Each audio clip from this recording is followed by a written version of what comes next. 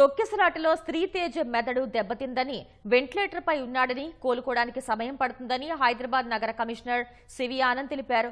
శ్రీతేజ్ ఆరోగ్యంపై త్వరలోనే బులెటిన్ విడుదల చేస్తారని పేర్కొన్నారు. కిమ్స్ ఆసుపత్రికి వెళ్లిన సివి ఆనంద్ అక్కడ చికిత్స పొందుతున్న బాలుడి పరిస్థితిని అడిగి తెలుసుకున్నారు. మరోవైపు సంధ్యా థియేటర్కు సిపి సోకాష్ నోటీసులు ఇచ్చారు. తొక్కిసలాట ఘటనలో 10 రోజుల్లో వివరణ ఇవ్వాలని నోటీసులో పేర్కొన్నారు. థియేటర్ లైసెన్స్ ఎందుకు రద్దు చేయకూడదో తెలపాలన్నారు. ముఖ్యంగా ఆ రోజు జరిగిన తొక్కిసలాటలో శ్రీతేజ్కి బ్రెయిన్ డ్యామేజ్ జరిగింది. ఆక్సిజన్ అందక హైపాక్సియా బ్రెయిన్ డ్యామేజ్ అంటారు.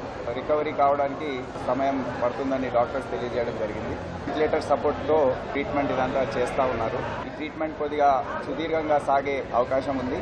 ఆయన ట్రీట్మెంట్కి ఏదైనా సహకారం ప్రభుత్వం తరఫున అవసరం ఉంది. తప్పనిసరిగా మేము ఫాలోఅప్ చేసుకుంటూ ఉన్నాము.